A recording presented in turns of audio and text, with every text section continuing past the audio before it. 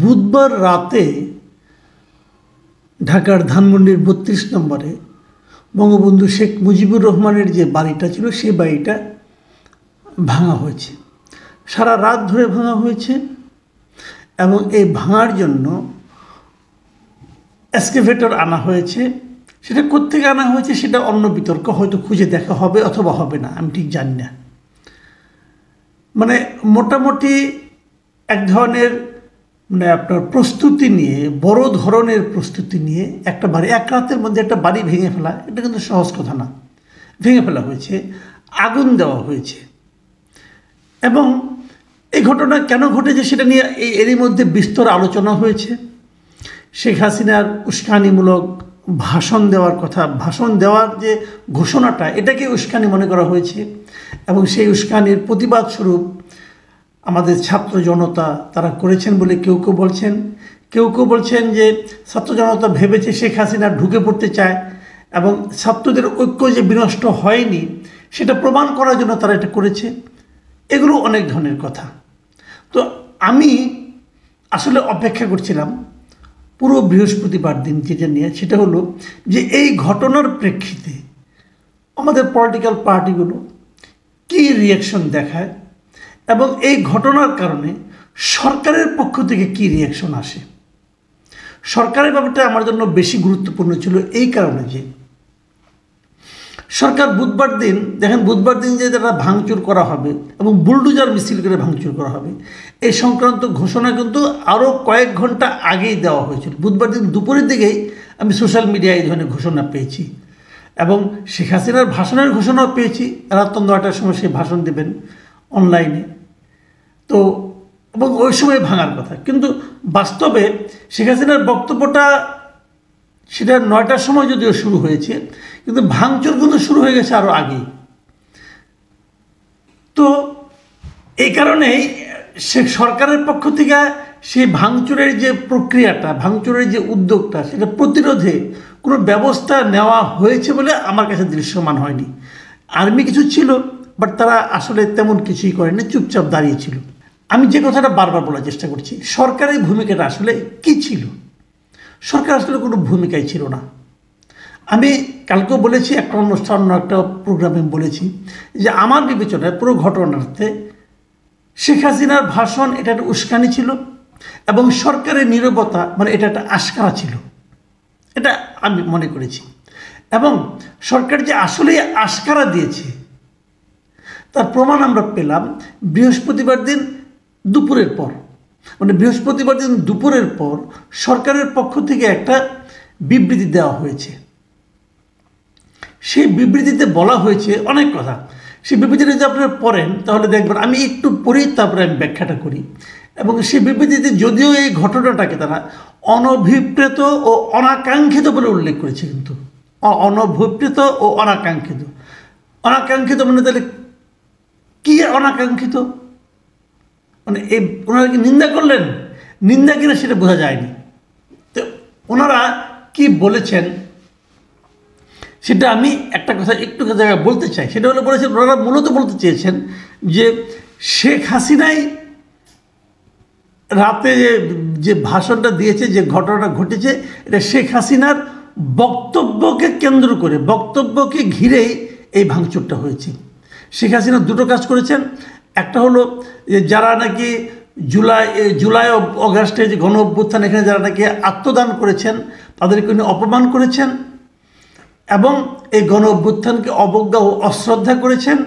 আর আরেকটা কাজ তিনি করেছেন, হুমকি ধামকি দিয়েছেন যে উনি প্রতিশোধ দিবেন। এই জন্য এই ঘটনাটা ঘটেছে। তো এই বক্তব্যটা ঠিক আছে, কিন্তু আমরা তো জানি যে আসলে এই শেখ হাসিনার বক্তব্য প্রচার হওয়ার আগেই এই ভাঙচুরটা শুরু হয়েছে।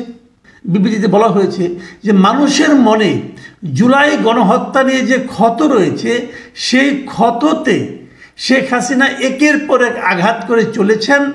তার এই সহিংস আচরণের প্রতিক্রিয়া হিসাবে 32 নম্বরের বাড়ি ভাঙচুরের ঘটনা ঘটেছে, মানে 32 নম্বরের বাড়িতে ভাঙচুরের ঘটনা ঘটেছে, আগুন দেওয়া হয়েছে, এটা জাস্টিফাই করেছেন সরকার তার বিবৃতির মাধ্যমে।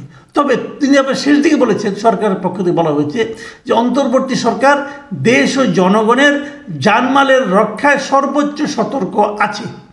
আইন শৃঙ্খলা রক্ষাকারী বাহিনী সর্বাত্মকভাবে পরিস্থিতি নিয়ন্ত্রণে আনার যথাযথ চেষ্টা করছে।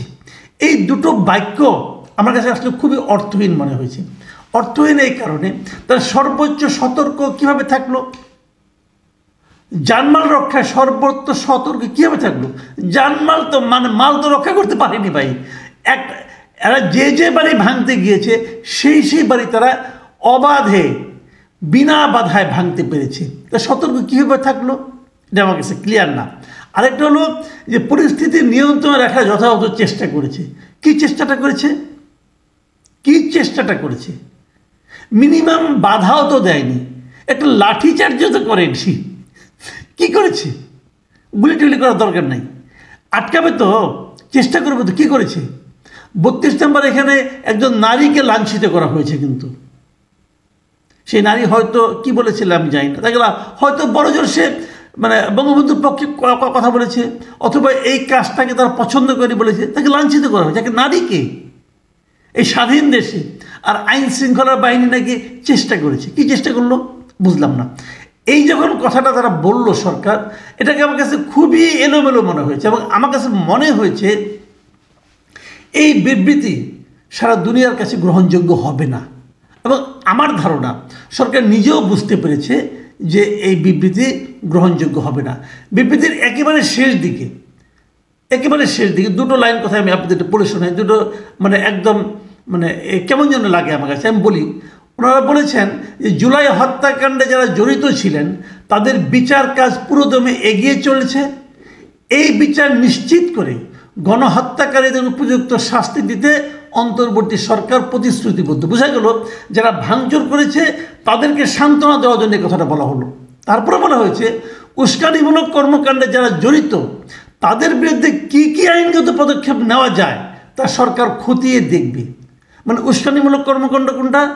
যারা ভাঙচুর করেছে এটা, যদি এটা হয়, এখানে যারা জড়িত তাদের বিরুদ্ধে কি কি আইনগত পদক্ষেপ নেওয়া যায় এটা সরকার খতিয়ে দেখবে। কিন্তু তো এটা তো আমরা সবগুলো ভিডিও দেখেছি, যারা এখানে ভাঙচুর করেছে তাদের ইন্টারভিউ বন্ধ প্রচার হয়েছে।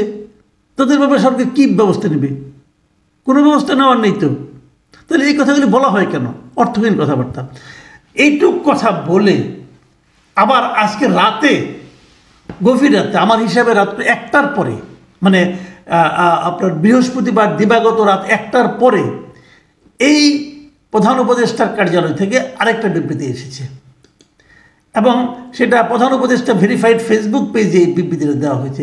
সেখানে কি বলা হয়েছে শুনুন আপনারা, মানে একদম বিপরীতমুখী কথাবার্তা। কিন্তু সেখানে বলেছেন অন্তর্বর্তী সরকার গভীর উদ্বেগের সঙ্গে লক্ষ্য করছে যে কতিপয় ব্যক্তি ও গোষ্ঠী সারা দেশে বিভিন্ন প্রতিষ্ঠান ও স্থাপনায় ভাঙচুর ও অগ্নিসংযোগের চেষ্টা করছে।